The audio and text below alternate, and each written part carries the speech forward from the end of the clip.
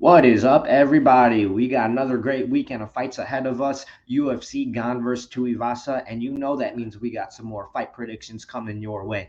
I'm Patrick at Bunton, your favorite 5 foot assassin, here with my brother and submission hunting virtuoso, Alexander Ryachich. We're here to bring you some very important fight talk. So if you're not ready, it's time to get ready. This is 101 MMA Clinic. Let's go. Are you ready? I'm ready. Are you ready? I'm ready. Are you ready? I'm ready. I'm ready. Let's go. Cheers, brother. Cheers. I don't know. Should I cry? What you got there? Oh, I you're being got good today. Orangina sparkling citrus beverage. Is there Back from vodka home. in there? It's homemade. I think. Is it Croatian or Serbian? I don't know. Doesn't matter. Ah, It's delicioso. good. No beer for me. I got on some antibiotics, so I have to Oh, be that's safe. right. Yep. Yeah, that gym will remain unnamed. That probably gave you staph. I don't know who gave me a staff. Like Yeah. honestly, let's keep it a mystery because it is Yep. mystery. Honestly, I don't know. I can just guess. That's right. It could be our gym, Yeah, maybe. it could Who be. knows? It could be even my mat in my living room. Like That's true. it's suspicious. Uh How you feeling for this weekend? Actually, before we get into this weekend, we got some fights that happened last night. yeah. I play again a little bit. Then I White Contender Series, and I had a good start. Like first three fights of the night, I got. I was right for all of them, and even like first one, Blake Builder, like it was like plus 180. I got Victoria Dudakova plus 225, and then I went with a Polish guy. I mean, that was minus 240. He was like a pretty big favorite. And actually, like I wanted to talk about two things, like, and then I went with a Czech Republic guy.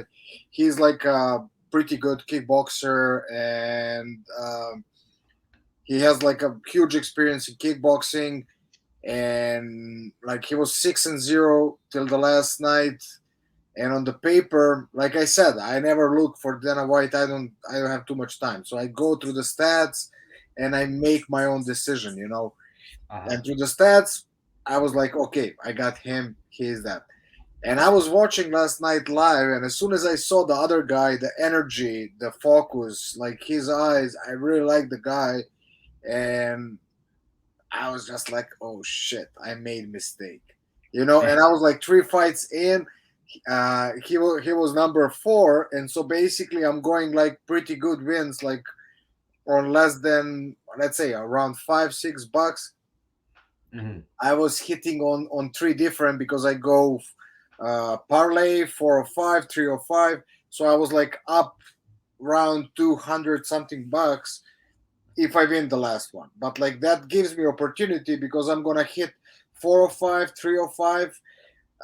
So two maybe parlay I'm gonna miss, but I'm gonna protect that one because I can play just on the other guy and put some money, so I'm getting win for sure. Hmm.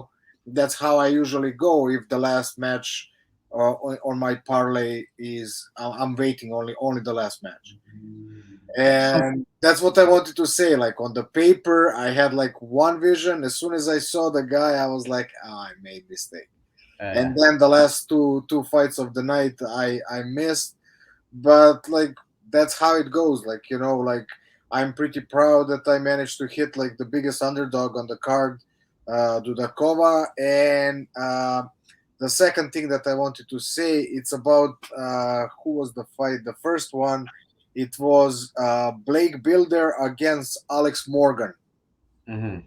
And I think Alex Morgan even quit, like what I saw on the paper. That's why I'm saying how I create the story in my head. Like I saw him, he quit maybe MMA, but like he had like a pretty, I think, close fight. At least it was on decision against the guy who entered UFC. And then you can see after the break, there is like a year or two or three, I don't know. I cannot now tell you, I cannot find it. and he came back to MMA. So I think the reason was like, oh, I can do it. Like, and he tried to get back and get to then a contact. He had like maybe a couple wins, but like, if that's the reason that you're like you stop and then you try to go back because you saw other guys in UFC and doing good, Yeah. usually it's not like good sign. At least in Yeah. my head, how I'm creating the stories, because like I used all information that I get, sometimes more. Like when we do our for UFC for Dana One Contender, I have much less information, but like I use that information to create the story, and then I go with my pick. That's how I usually go. And of course, odds are big factor in my decision making. Yeah. It's a good point, Alex. Like you shouldn't get into the game just because of like other guys. Because I've almost made that mistake seeing some fights like, I should step in there, and do it. But I'll leave that to the other guys this weekend. No, I think like that's like it has to be like you. It cannot be Yeah. like and what most people do, not only in fighting, in many things, like oh he's doing, I can do it.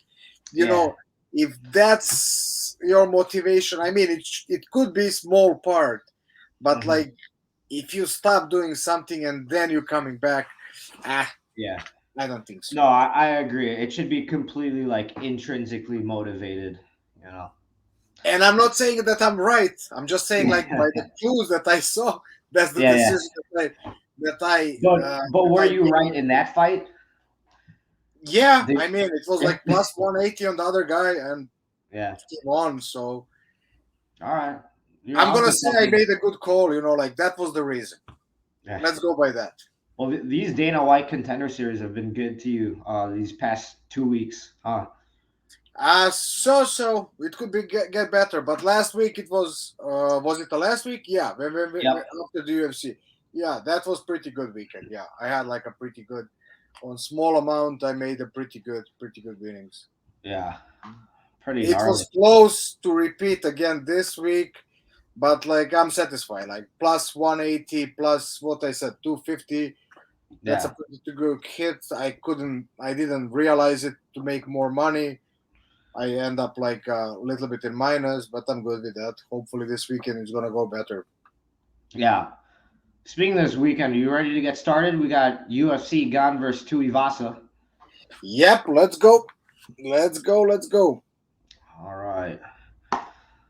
First up, we got Charles Air Jourdain versus Nathaniel Wood.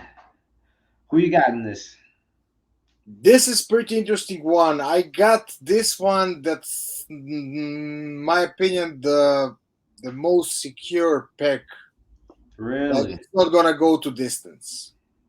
Okay, yeah. That's yeah, if you go they're pretty much like aggressive guys. Like even though they're fighting in the smaller category, they're pretty aggressive. Hmm. We have, I think, the slight favorite. It's Charles, Hmm. and if you look his last fight against Burgos, it was very exciting and crazy. It was like very close fight. And after that, Burgos got like super good deal with PFL, so he's not in Yeah. UFC anymore.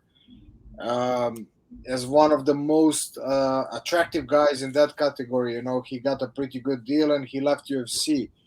And probably also like the fight against uh, Jourdain just put a stamp on his new contract, I think. Yeah. Nathaniel, uh, he just moved, I think, last fight in the category up, so uh, he did pretty good against really tough guy, but I think against Charles, maybe his chance is on the ground. Hmm. Like I can see maybe he can catch Charles by some submission, but if it stays standing, even though I really like his stand up, I think Charles has advantage over there. Hmm. Yeah, I really like watching both these guys fight. I think they're in a contender for, fight of the night possibly, just because they're such exciting strikers. You mentioned Jourdain versus Burgos, and I think you could argue that Jourdain may have won two of those rounds, just on damage, right? He got his back taken and controlled in the second round, but other than that, like I really thought his striking could have won the fight for him. Um, but Nathaniel Wood, he's an excellent striker too.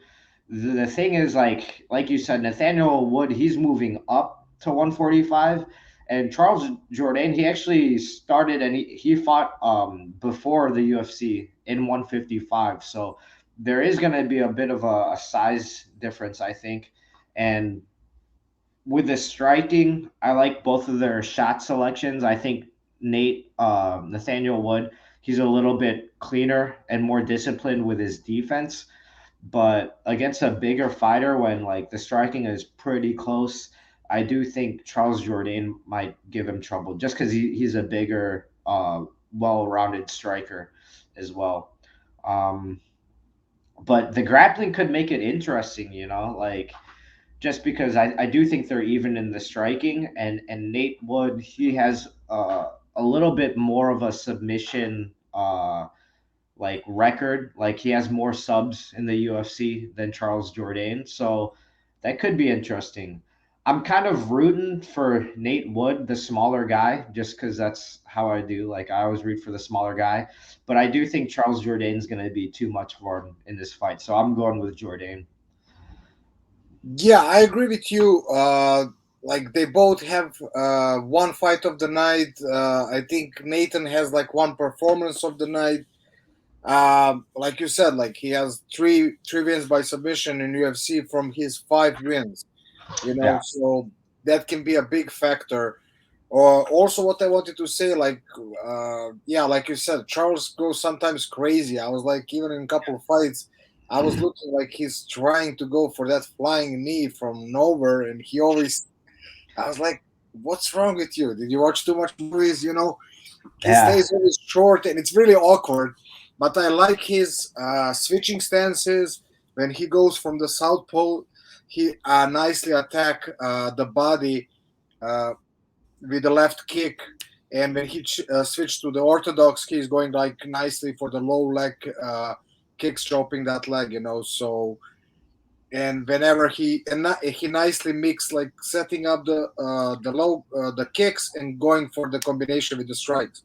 So he's really like when he catch those creativity moments, he's really dangerous, and I think he can change. Like he can hurt Nathaniel like that.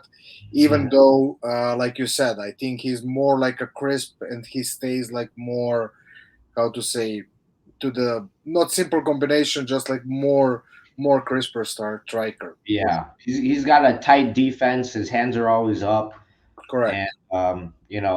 Charles Air Jourdain. They don't call him Air for nothing. He's flying through that air, going for those flying knees, and maybe reckless at times. But I will say, like one thing that's impressive is when he was down on the cards against Burgos, and his corner is telling like, you got to let your hands go, you got to let your hands go, and we've heard that before in other corners, and sometimes the fighters don't really respond. Like this guy, he let his hands go, like, and he was going in to win it when it counted, and I think he should have won the fight, but still, like he won me over in that fight as someone who could just really bring it.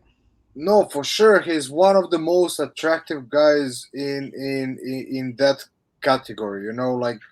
And even if you look his wins, I think like half of his wins are by KO TKO. He Mhm. brings that hit, like you said, he's trying to finish in every moment of the fight. That's why like I'm really like in a couple of fights that I watch, I really enjoy his style, and I cannot wait for the fight. And I think that's why I pick him like to win that fight. Like so. I guess we are both clear on this one, both going with Jordan. Yeah, but if Nate Wood can win, like that's score one for the small guys. I'm all for that. Especially if he hits like a six submission. Like he's got good front chokes like guillotines and darces, so that'd be sick. But yeah, I mean, either one of these guys. These guys are, I think, going to steal the show pretty early in the night. And yeah, I agree. I agree with you. Let's go for the next one. Who we got? All right, we got some possibly team teammate rivalry, is what you were telling me earlier. Yep, yep. I think this one is gonna be super interesting. You know, like they're both ex three star guys. So now I don't know. I think McDessie is now like up in Wisconsin in Rufus Sport. So I listened like one of his short interviews, like, and obviously he doesn't like Nasrat. He was like he said like when he was like already established fighter, he was upcoming and he was like his rotation guy, you know. Hmm. So and he promised that he's gonna KO him. Okay. Let's see how that's gonna go, you know. Also like talking about that, how I create that story, like I think an interesting fact what I found about Magdesi is like that he had some fear of the fighter company for the sport gear and apparel, you know, obviously, and there was like some controversy, and I think even Musashi sued him at the end, Mm. you know. So and he was a president, I don't know was he a owner, but like his name is mentioning that like in the in a bad sense, you know. So who knows what's going? Nasrat is, you're saying? No, Magdesi, Oh, okay. Magdesi. Like so that was like a couple years ago, you know. So and after that, like from we didn't see him too much competing, you know. Like I think once a year since 2016 or 17. No, from 2017. Like he has like one fight a year, you know, so Mm. there's no too much activity from his side. And talking about no activity, I guess some was because of the injuries, because also like him and Nasser was supposed to already like two or three times fight got canceled. I know one time because of Magdesi injury, one time because of Nasret, and I don't know third time what was the reason. So I guess like through the years, I think first time 2017 they were supposed to be first matchup. I guess that's how it heated up. You know, like I think this is like five fight that's 5 year in progress to make. You know, so I think we're gonna see some fireworks, especially like I don't see that they're each of them are gonna try to go to the ground. You know, so I think we're gonna watch nice stand up exchanges. Yeah, for sure. These guys like to swing some leather, and I think McDessie he's a little bit more kick oriented than Nazarite is, but both of these guys have the capability of throwing some haymakers, and I think probably Nazarite, if I had to guess, he's coming into this a little bit more hungry than McDessie, right? He's like 10 years younger. It sounds like McDessie's kind of talking down on him, saying that he's just like one other guy in the rotation for his like training camps. I think like if Nazarite's paying attention, probably he's coming in a little bit more hungry. Even though like if you look at their last five fights, McDessie does have a better record than Nazareth lately. But I don't know. I'm kind of feeling Nazareth for this. I think in the times that I've seen John McDessie like get hit, he's only been knocked out twice in the UFC in 18 fights in the UFC. So I don't want to say he has like a weak chin, but I did notice like in a lot of his fights he does get rocked, and I don't know. I kind of see Nasrat kind of catching McDessie and then maybe taking the fight away or even finishing him. But Good. who do you have in this fight? Ah, I don't know. For me, like from the stance of the point, um, I was thinking a lot about psychological aspect of this fight. Uh, I think emotions gonna work. Also, Nasrat is on two loss in the row. So maybe even like he's fighting for his job. That's a Hmm. huge pressure on the guy. Uh, John McDessie, I don't even know. Like he's like I don't know how many years, like more than 10 years in UFC, if I have Hmm. it right. Like he fought like since I think 2011 or 12, something like that. So I think he's gonna be relaxed, and I think only thing that he looks here like to hurt Nazareth. I don't think he's so much about W, so I think he's gonna be more relaxed in that match. That's how I got it. You know, Yeah, 12 years in the UFC. yeah, 12 years. So I Yeah. think he saw everything, and like even before that, he had like a pretty good kickboxing career. Hmm. So I can see maybe even like best match. Like I'm hoping to see the best edition of him. Like and I can see even like though they don't have like too many finishes. Maybe it's time for a KO. So I can see on one or other side there is gonna be a stoppage. That's my first pick. But like if I have to pick between two of them, I'm gonna pick John in this one. Hmm. And I've seen these rivalries go both way. Like when there's bad blood, either there's so much like pressure and like tension built up that when they get in front of each other, they almost don't want to get hit. So like it just ends up in a boring fight. But I think with these guys, when they like to come forward, it's like they're gonna land on each other. But then also sometimes you see where it's like because they're also training partners. There's bad blood, but they're also training partners. There's like no feeling out process. They don't try to like gauge a distance. They just kind of go for it. Kind of like how Usman versus Gilbert went. Like they just came forward and started swinging. And I'm kind of hoping for that. Like the fan in me is like, yo, I hope these guys just stand and bang. But also, we'll see. Like if there's bad blood, maybe they'll just look at each other for 15 minutes. No, I think there is a good chance. Like we said, these first two fights. No, and even like when I went deeper in all fights, I think all main event is gonna be a fireworks. Like honestly, like Uh-huh. so, I'm expecting here. Like I don't see any takedowns. I think it's gonna be all out for you know hands are gonna fly, legs are gonna fly, and I Right. think we can see KO. Even though these two guys are not like in their last matchups, they are not like famous on the finishes. Like Hmm.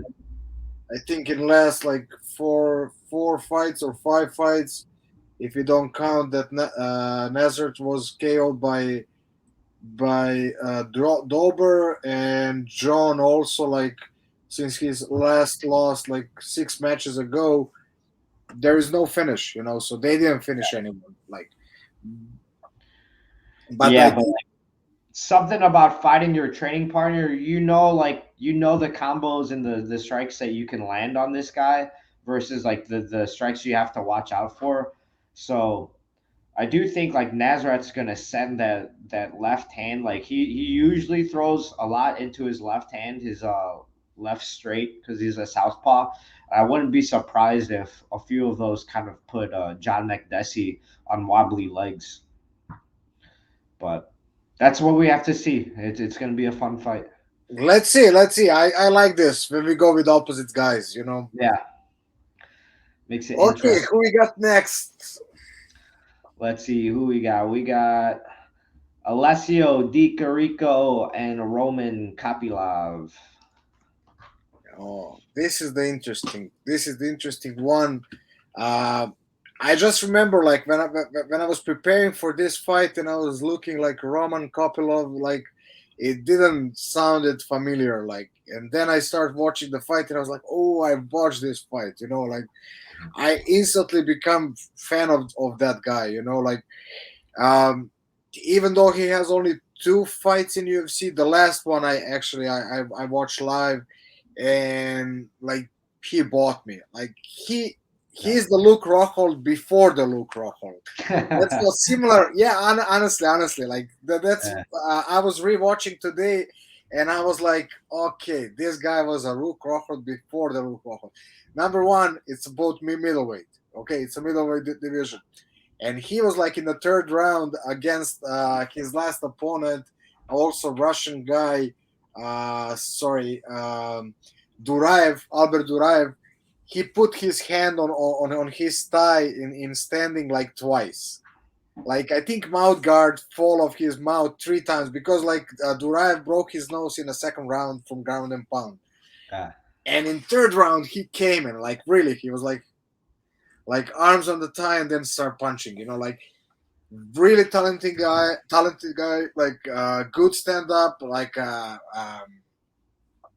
southpaw, his hands flying fast. You know, like only thing like he's too much hand oriented. I don't Mhm. see him trying too much kicks, and even like his stance is like heavy on the front leg, and that's actually cost him lost in the first match against who he went Carl Robertson because he chopped his front leg, Yeah. and then at the end he managed to finish him, but again. Uh, I give the props because he thought he was down on the points, and he really picked up the pace, and I think that caused him to make a mistake. And if you guys go back to both of his defeat, even like when Duraev got him in the last fight and took him down, he had really good takedown defense. And then after the referee warned him, he was grabbing the cage, and they put them back in some situation. And I think he didn't manage um, does his concentration got breakdown by that? He didn't understood the best. Like he took him so easily, and that Mhm. what really broke the match because when he was on the ground, he didn't manage to get up. Duraev really fast got to mount and broke his nose, and I think finished that round in the mount. And then in the third round, he came back even though his nose was broken, mouth was wide open. Like I said, mouthpiece was three times on the floor. Yeah. He was Luke Rockhold before the Luke Rockhold. So that was really interesting. And also coming back to his first loss and first match in UFC against Robertson, also referee took away the point before that he went and he lost on Oh, the choke. So maybe like that influenced his that interruption and referee warning him influence like his concentration or whatever because I really find him talented. Like mhm. um, Southpaw, his hands are so lightning fast. Like when their coach is also in that third round in his first match against Robertson, and they say mix it up, you can do much better. He even went for a takedown. This I think how talented that guy is. He didn't have number one, I think, luck in UFC so far, and Mhm. number two, I think like he's for some reason don't mix it up how much he can. So I Yeah. expect like they say, third one is a lucky charm. I really expect that we're gonna see the best edition of him, and I can see him winning against Alessio, who is like I think at the end of the career in UFC. Like he's already 7 years there.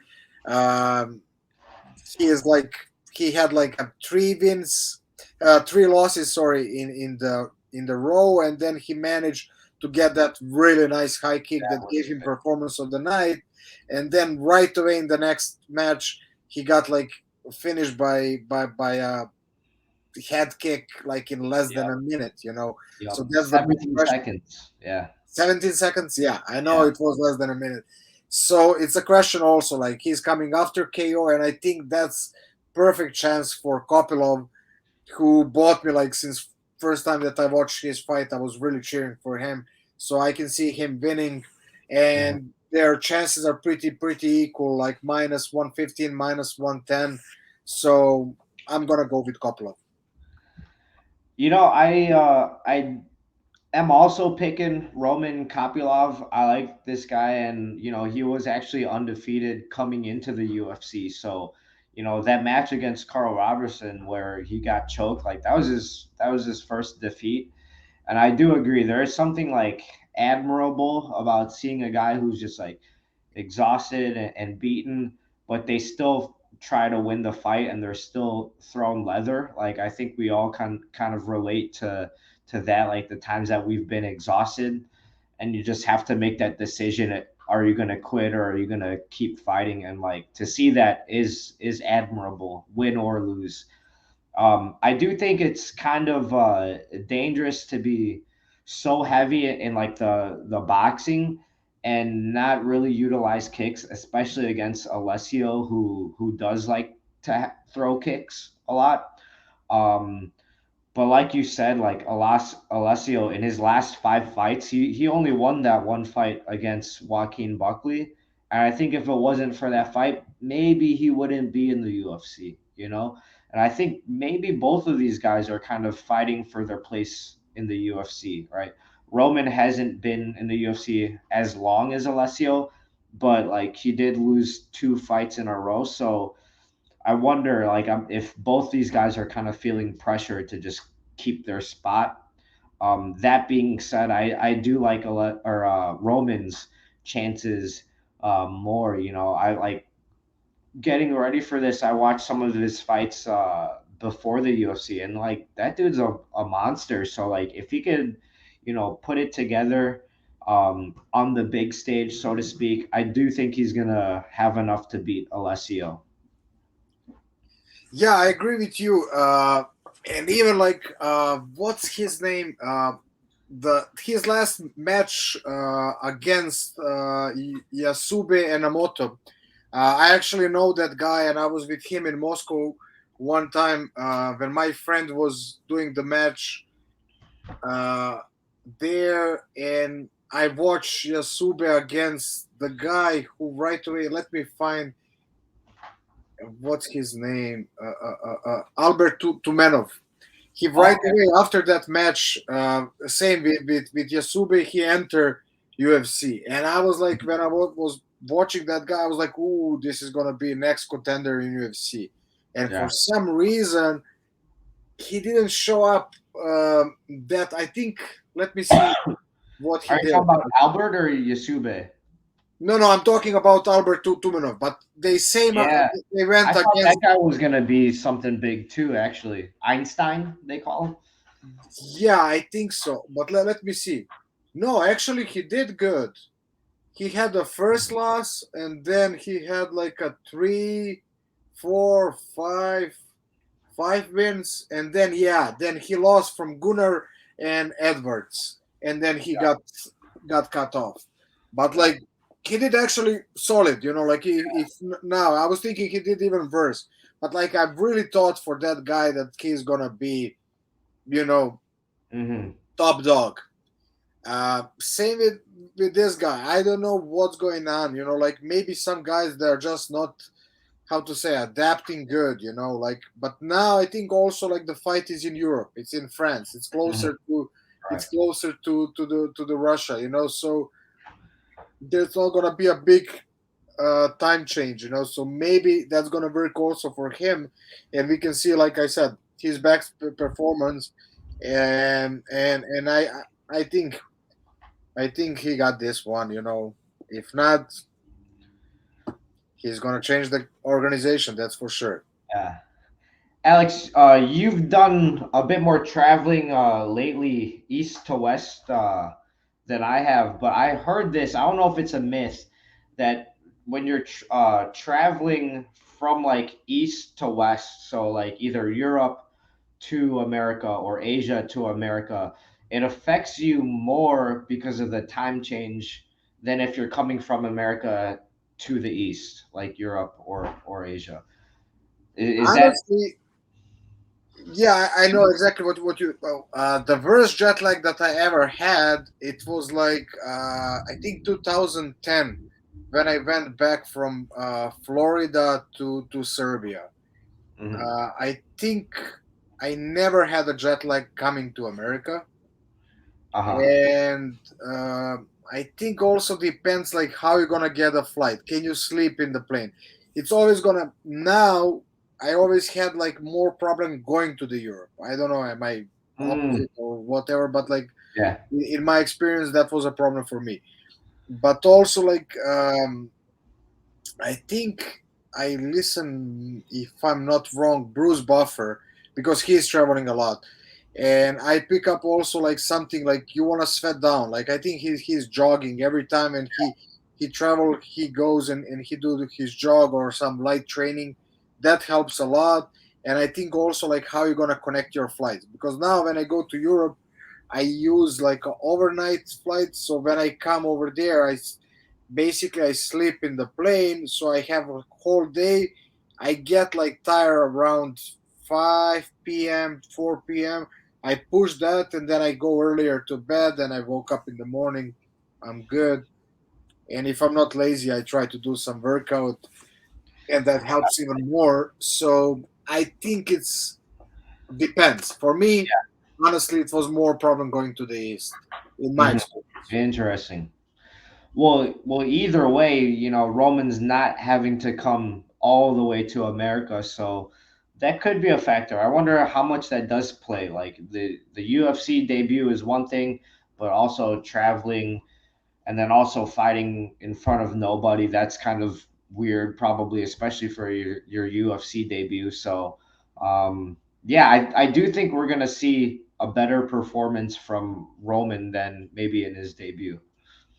No, for sure. And if you go back, like I think what maybe like many fighters, especially from eastern part of the world, they don't take like mental preparation, because like exactly what we were talking 2 times when the referee interfered, and even how did they say Turaev took him down. Duraev took Mhm. him down, and came directly to the mount. It was after the referee stopped the fight.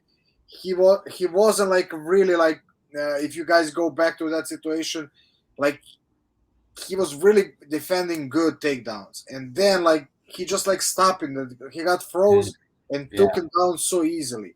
So that also is like you can say like when he comes to UFC, that's the situation where you have to mentally prepare. Like in the in the situation like something like that happens, who is mentally strong and go different situation through their head, they're gonna react faster. I guess he's like slowly adapter. So maybe like hopefully he adapt now to UFC, to procedure, how everything goes, and we can see like his full talent in this one. Yeah, I'm hoping, and I think maybe the pressure is gonna kind of add to him. Hopefully that he can show up. Let's But see. two guys that have no problem showing up and performing in our co-main event: Robert Whitaker versus Marvin Vittori. These guys, I think, both excellent fighters. They're kind of fighting for second place at this point, right? Because they both lost to Izzy twice. But I think that kind of just speaks to like where the middleweight division is at. Like, because these guys are both like, if Izzy wasn't there, like one of these guys are probably going to be champion. Who do you got going into this fight? Yeah, actually, exactly how you said. Like, if you go through the slides that I prepared, that's why I even like I took the whole middleweight. I think first 11 fighters. If you go through the whole category, like who you gonna put? I think that's why they did with Alex Pereira. They made him like because of his history. I would say like a fake contender. Like if you ask Yeah. me, he really didn't deserve with anything that he did in MMA and UFC to already like now how many matches he has, like 6 or 7, to be contender Mm. for In the the for, UFC, I think he has like three or no, four. in UFC he has I think 3, Yeah, or maybe even 4. maybe four with that Strickland fight. Yeah, but like that's saying like about the situation in middleweight. I think middleweight category is like in worst situation in the history of the Yeah, middleweight. only three fights. Yeah. Yeah, only 3 fights. Yeah, actually, yeah, two finishes, one on decision. So if you go like Robert Whittaker, his last I think 14 or 13 fights, he won since he moved to middleweight. He lost only twice from Easy. If you Hmm. go to the Marvin, his last 10 fights, he had one draw, I think, or no contest, and two loss from Easy. All other wins. So like you said, this is for number two. But to number two guy in category. But like again, will he get a chance against Easy? I don't think so. Hmm. Like they can only like sit down and pray that Alex will pull some crazy KO on Easy. And Yeah. then the category maybe can start be interesting again. Hmm. Otherwise, let's say now Israel beats Alex. Who's he gonna fight next? Like here, I Right. don't see any guy that can even like Whitaker two chances. I Cannonier, would I would think probably another run at 205, or maybe even ask Dana if he could go to boxing for a little bit while they figure it out in the middleweight division. yeah, I think that's the only guy who can get like how to say justified leave. Like what else he can do? Yeah. Let's be honest. Go to the next page. Who we have on the next one? We have Paulo Costa also. No, Sean Strickland after. Like there is no Yeah. one. So basically, I don't That know. that is crazy. They got Pereira at number 5 already. I mean, as good as he might be, like he hasn't fought a lot of top 10 guys, you know. But yeah, like we are talking about might be the guy who got a chance for a title only Yeah. because of the story. That like I said, that's saying something is wrong with the middleweight category, or like Israel is like 2 levels above everyone. So I don't know. Maybe they should clone Easy and make him fight himself. Yeah. But I But mean, we do have a pretty awesome fight with Whitaker versus Vittori. I just watched Vittori versus Costa again. The first time I watched it, I was super excited about it, and I remember watching it. I was at a jiu-jitsu tournament. I was like watching it on my phone, like right before my match. So I did miss some of it, but I rewatched it again recently, and dude, Marvin Vittori, he's got a fucking chin on him. Like he was eating some shots, um, which like I don't know if you want to say that's a good thing, especially going against Whitaker, but like he can take a beating and keep throwing some leather. Um, Especially against Costa, who like usually if he lands that many head kicks and body shots, he's gonna finish somebody. So that was actually really impressive to me watching Vittori, be able to win that fight even after eating some head kicks. Which like I don't know, I don't know if I said it last week or if I was just telling you like I don't really like Vittori. I don't like his style. But after rewatching that fight, like I actually have some respect for Vittori. Against Robert Whitaker, though, who he's not like Paulo Costa. Like he doesn't throw everything he has into every punch. Like he's more measured. He'll pace himself. He's fought like how many 5 round fights? I think I wrote it down somewhere, but yeah, like he has 6 out of his 7 last fights were scheduled for 5 rounds. So like he has that in him to go 5 rounds, and most of the time he wins those. If he's not fighting Israel Adesanya. So I think against Whitaker, it's going to be a little bit too much. Like you probably should have better defense if you're going against Whitaker, who he's game to throw punches and kicks for 5 rounds. I do think Whitaker is going to edge out a decision, but I think Marvin Vittori, like, it takes two to tango, and I think we're going to see a little bit of a dance this Saturday. How about you? for me, the question is like what Robert wants. next.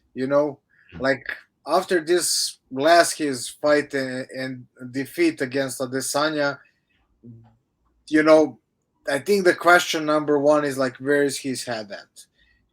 Does he have any more motivation?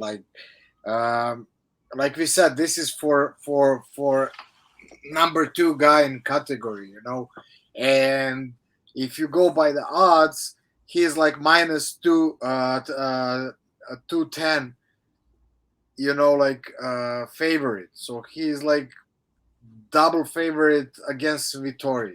That's saying like is how I see it. Like Easy is here, Whitaker here, everybody else is down.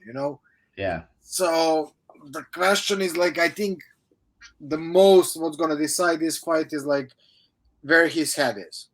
Like if even like I think lately what he was doing, he was winning all fights on decision.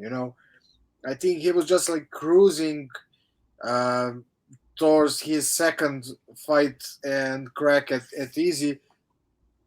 Pardon me. So he's not like that killer that he was, KO people, like like going for the finish. So that's for me the biggest question in this fight. Like honestly, talking about Vittori, I think he's hungrier. Like even though he also have like two defeats against Easy, and the first one was a split decision, what he was thinking that he can come to that level, and then in the second fight we saw that they're not even close level. But I think he's hungry to start again. Yeah. That's my opinion that I have. I don't know where Robert is. I think that Vettori is hungry to try and to get another chance. Also, like talking about his last fight, the kicks that coming from the Costa, and that's like not Costa before Adesanya, and we saw that against again we are mentioning Rockhold. I guess like he's now like in MMA dictionary for many things. Um, so talking about that, I don't know if he get one or two head kicks from Whitaker. I think he will go to sleep because Robert is really good in Mhm. hiding his, especially that his uh, right. I think head kick because he goes Yep. one two, and then that leg is flying, Yeah. and he is adding that left hook. Yeah. So if he got hit by one combination like that, I think he will go before to sleep than what uh, what Costa is offering with his, even though they're power shots. Hmm. So that's the question. I think he took too much damage, unnecessary damage. I was like really like honestly, that's I think maybe first time that I was really impressed by Costa. Even though he lost, because I thought like mentally he will completely go down. What So do you think about that point deduction? If there is no point deduction, which I agree there should have been one, but without the point deduction, who do you have winning that fight? I think still like honestly like now you confuse me, but if you go back to the scoreboard, I think still it will be No, but Vittori's fight. Am I right? yeah. Yeah, I mean, I think it was close. I wouldn't be surprised if at least one of the judges gave it to Costa because rounds 4 and 5, like Costa was kind of putting it on him. yeah, I agree. I agree with you, and for me that's not that much props, even though I gave the props to Costa. But like I thought, uh, I don't know. That's like I think the Marvin mistake that he let it go, Yeah. because I think if he fought the Costa before Adesanya, he would get smashed. You Hmm. know, like and talking about like if you go to the previous episodes, like how I break down the Costa, like you saw, like I wouldn't give more or less any other fighter, even from this list in middleweight. Um, I wouldn't give Rockhold a chance. I gave him against the Costa, you Yeah. know, and he fought even Vittori before that fight. Hmm. I mean, right after the Sanya, I Yeah. think so. and with the weight, what happened and everything, maybe that took a little bit out of Marvin Vettori, But we can just guess. Yeah. But again, that's what worrying me. So I cannot really, I don't know with who to go in this fight. Like with like minus uh, 210, for the Whitaker, like it's really really confusing for me. Like I mean, that's kind of good odds for Marvin Vittori. Like, I mean, he hasn't really lost to anybody other than Izzy. So to call him like that's a kind of a big underdog going against Whitaker. Like, it's not too bad. But you did mention a little bit about like Robert Whitaker, where his head is at, and as of lately, I can't say what he thinks, but I do know, and I remember after the fight he thought that he won the last fight against Israel.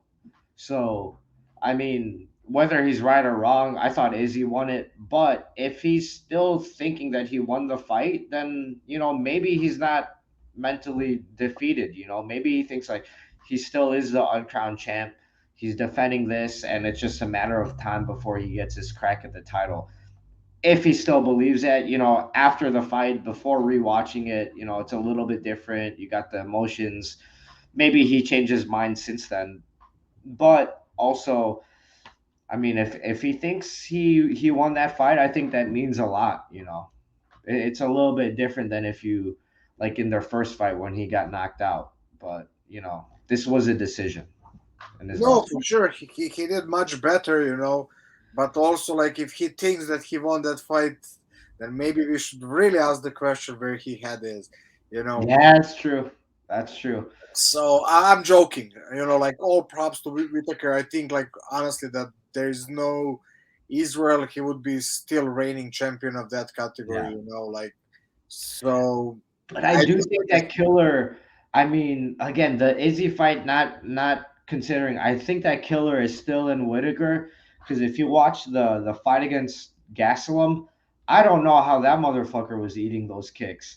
Like he was beating up on Gastelum, and like maybe it's that classic Mexican toughness, but like he was just eating those head kicks, and I think Whitaker was really trying to put him out of there and make a statement. yeah, I think that's why, like that was a fight of the night. It was like a Yeah, crazy fight. So yeah, like you said, maybe like he is again, but like he managed to make that pick. Now it's question what next. Does he true. have another run in him? Like he's still young, 31 years old. Like hopefully, like I said, you know, with the reason he is a favorite to 2-1. So I don't know, but like I said, for me, just like it's too much to put on Whitaker, and plus 180. I'm not sure about Vittori. That's why, like, this fight is for me so confusing. Let's just skip it and let's go to main event. So we don't go in the circle anymore. All right, who we got here? This is a heavyweight fight. Cyril Gane versus Tai Tuivasa. This could potentially be a quick fight, I think. I mean, with any heavyweight fight, but especially with Tai Tuivasa, who's been on a streak, knocking dudes out, going against Cyril Gane, who he just fought for the title, didn't get the W, but before that he was undefeated. So like he's a quite the beast. He's been knocking guys out as well. Who do you got in this one? Very interesting, like going like this. I got Cyril, but like I don't know how they managed to put him, especially for the heavyweight.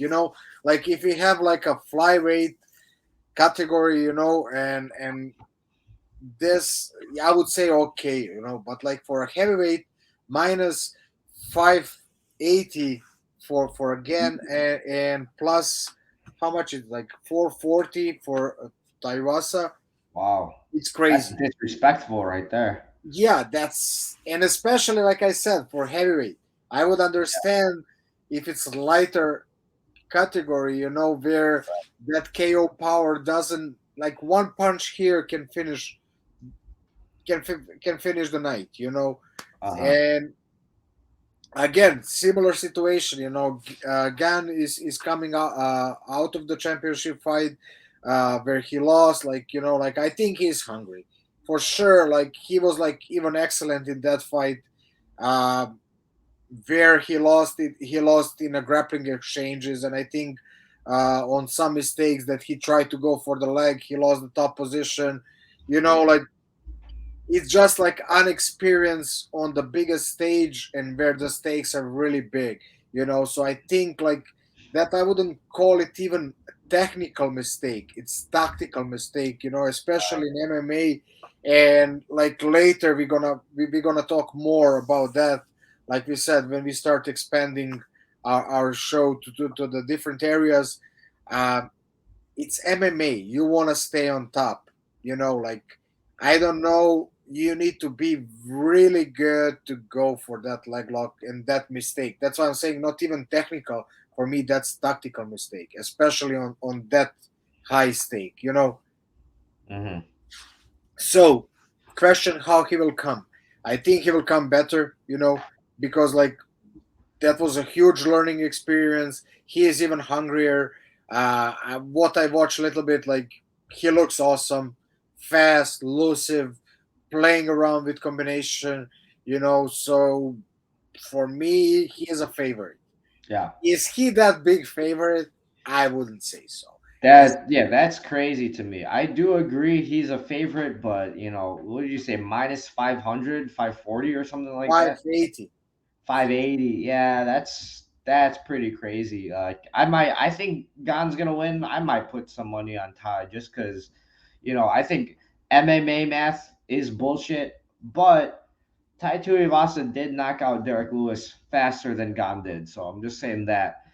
And but like if we're being serious, Gane he lost his last fight, but Tai Tuivasa probably isn't gonna take Gane down. He's not gonna try to grapple with him. It's gonna be striking. And with Gane, like he's got he doesn't look like a heavyweight. Like size wise, sure, but when he fights and he's bouncing around, moving in and out, moving laterally, throwing face, like he doesn't look like a heavyweight to me the way that he moves. And that's why he's gonna be a favorite, is because he's not gonna just go in there and throw everything into all of his punches.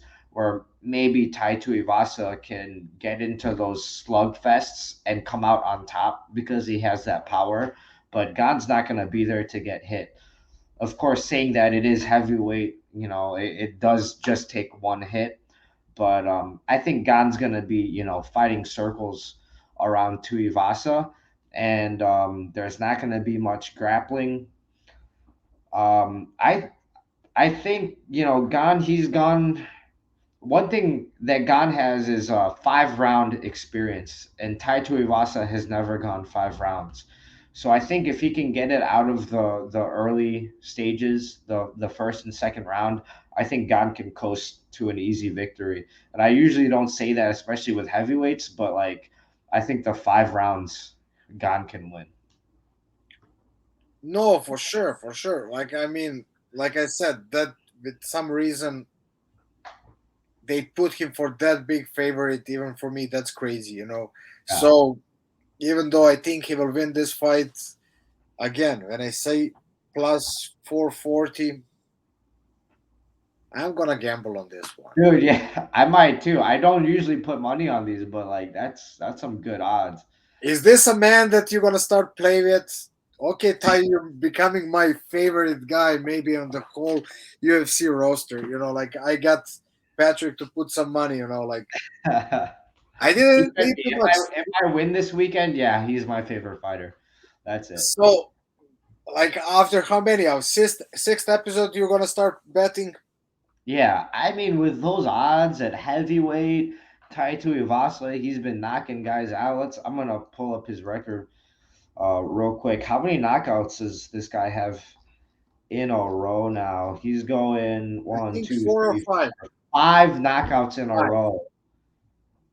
Come on, can we give this guy some respect? Like, Talking about that, he lost the last one against my man Spivak yeah, by by a by a choke arm triangle. You know, and that's something like I would forget now that we didn't go on the stats. I wouldn't be surprised that the Gane even finished him in a later rounds. mm-hmm. You know, You like think we're striking, or are you hinting at a submission in possibly? the submission, if you go to the Cyril, like when he Yeah. start, like how many he have, like one, two, three.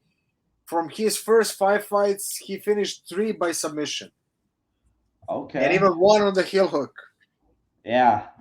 That actually that's a good point. You know, like to flop onto your back and go for a heel hook. Like, I mean, look at who I'm talking to, the man himself. Like, you got to have fucking confidence in your ability to finish a heel hook. So I'm guessing Gon has some confidence in his grappling. It would be interesting. That'd be wild to see him submit Tai Tuivasa in the later rounds. Yeah, I can see that. Even that, like if he actually get caught by some punch by accident and they end up in the ground, and Tai Tuivasa go crazy to finish him, I that's also option, you know. So and like I said, or in later rounds, if he doesn't manage to put him like with the punches, like maybe he will take him down and go for the choke. You know, we can see that too. You know, so there's like a two options that Cyril can actually finish this on submission. You know, so maybe that's Good point. something that you can guys like play around and maybe put some money on that, Yeah. because like otherwise, like if you put just on Cyril winning, I don't see you can make any money. Like you can just like be maybe surprised what happened 2 weeks ago and lose a lot. Like to put like almost 600 to get 100, not for this guy. Uh, I know we have these odds up for the fight. Do you happen to know what are the odds for Cyril Gane winning by submission? I can check out right away, but I don't think it's like a big one. Just give me a second. Sorry. Yeah, because I mean, I might cover all bases. Tai Tuivasa winning by knockout, but then also Gane versus or winning by submission. Let's see like this. I will say both these guys this weekend have the potential to become my new favorite fighter. If Gane Plus wins by 350. what's Sorry, that? brother. Plus 350 on the GAN by submission. Okay. It's not that, I mean,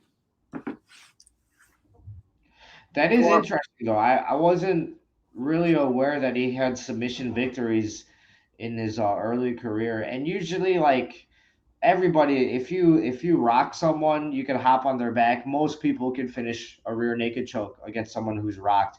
But to get an arm triangle, a heel hook, a front choke, to me that means like you're pretty technical, you know, like you know something more than just that. no, and that's why I think he went like, and I mean, it wasn't like a great attempt because I think like Francis knew what to defend and what to expect because they were like sparring partners, you know. I Yeah. think that they were not. Maybe he would even get the Francis by surprise. Yeah. You know, You that's the know big. what? I did hear an interview after the fight. Francis said that like he knew that Gon likes heel hooks, actually, so he was ready for that. But no, that's a good point. I bet normally he would have caught him by surprise. Yeah, yeah, you know, like that. That's again going back to Magdesi and Nasrat. You know, like ex um, sparring partners. You know, like a teammates. You know, that's like a that factor of surprise is gone. More or less, you know how he breathes. You know where you can break him. You know, and that's why, like, I think we even skip why I say John Magdesi because he's plus 195, almost 200, you Hmm. know, and Nasser is minus 230. I'm not Yeah. playing that. That's why I decided, like, when I said, and I think for this one we forgot to mention the odds, so I wanted to go back to that and say, you know, like that's one of the also big reasons why for me Joan Magdesi was like, you see, Oh. plus 195, you know, all day for me, Hmm. all day. Yeah, I mean he's got a winning UFC record. He's a more experienced guy. Those are pretty good odds for McDessie. Yeah, and it's his 1 year, like fight. He fights once a year. Last time he did really good, like he beat solid guy, like I wasn't very impressed by his performance, like in the later rounds, but like he had really good start and he got head start and he managed to win on decision, and I think like he got Nasser's number, and I can see that, especially on plus almost 200. Hmm. That's easy for me. Okay. Well, we were talking a little bit about like submissions, going for heel hooks. How about this? If there's a heel hook, either finish or attempt, I think you owe the people some breakdown if there's some attempt or a finish. In the main event, Yeah, I think so. yeah, we can go for sure. If they're okay, let's go like this.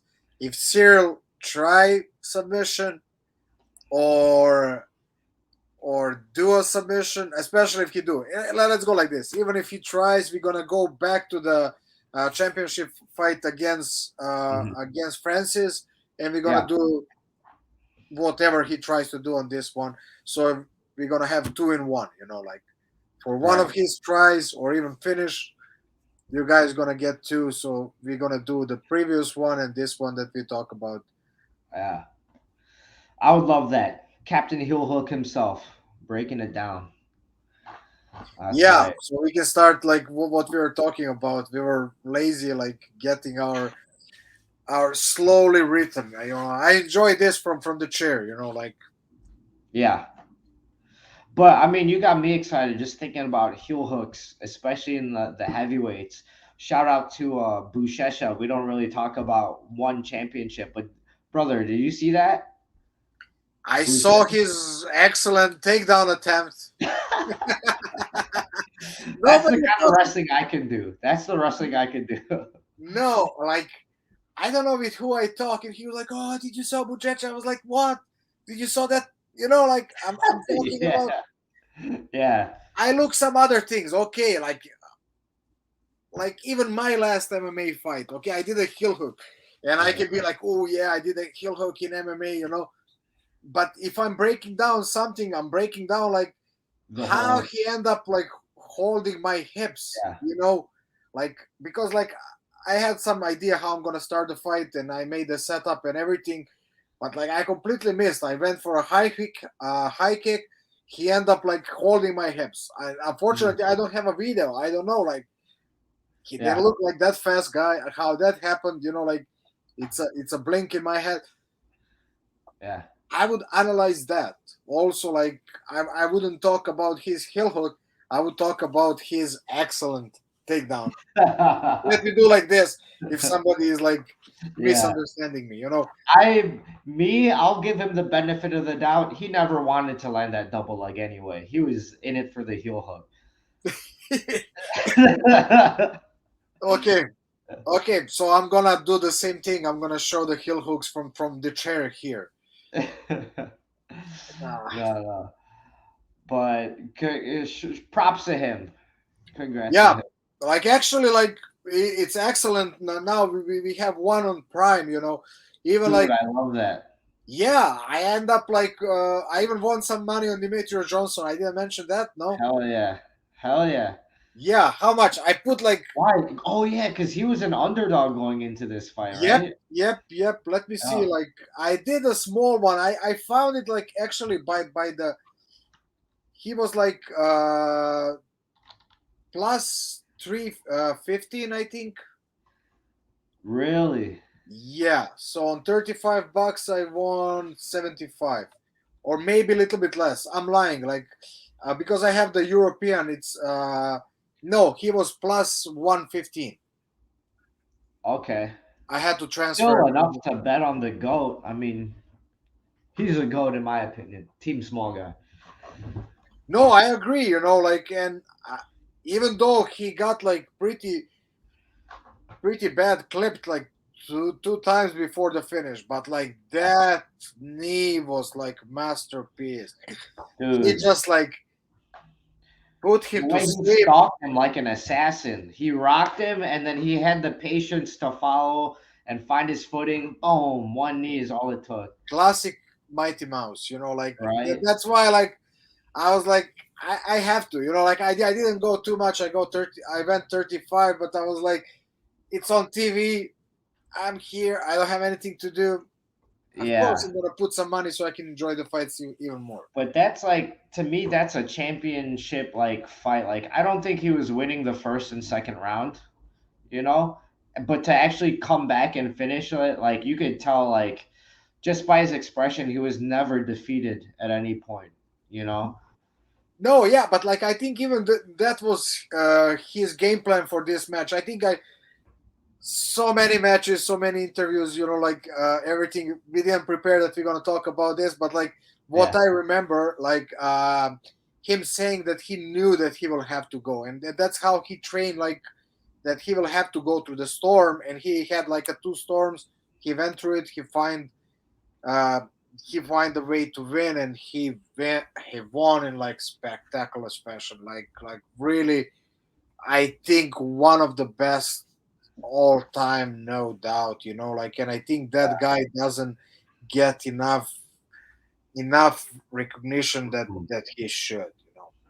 But you know what? I'm excited for this deal that they have with Amazon Prime because I hope like maybe eventually he will. Even though, he's not super young for flyweight, but I do hope that the exposure that they'll give him, like, he'll get the respect, you know.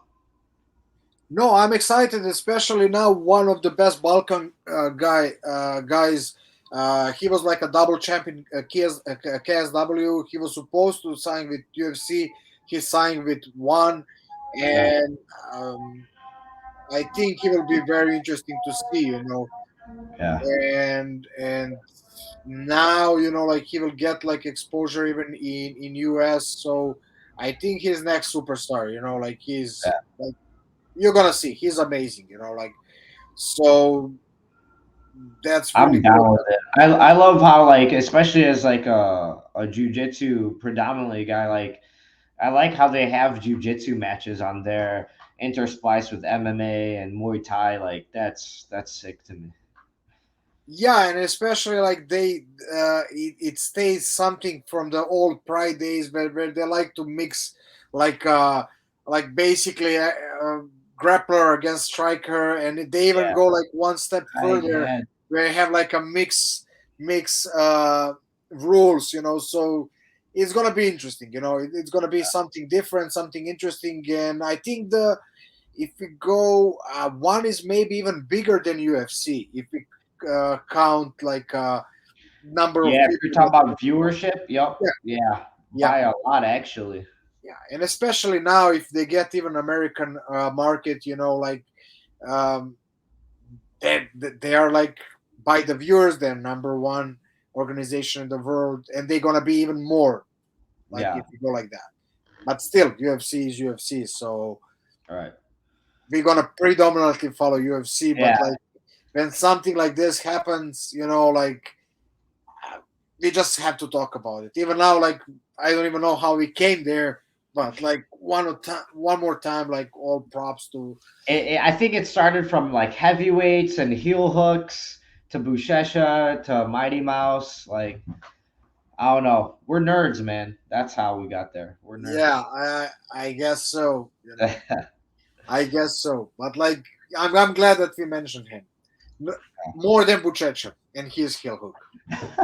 Where you talking about D1 Bushesha right there, D1 wrestling. No, I think All American. Yeah, okay. Just a step. Okay. Okay, brother. All Let's see right, how that's what we this got weekend. for this Yeah, week. guys, don't forget, like this one is in Paris, so it's earlier. Like I Right. don't know, Main card 2 p.m. 2 p.m. 2 Yep, p.m. ESPN Plus. 2 p.m. Central Time. yep, yep, yep.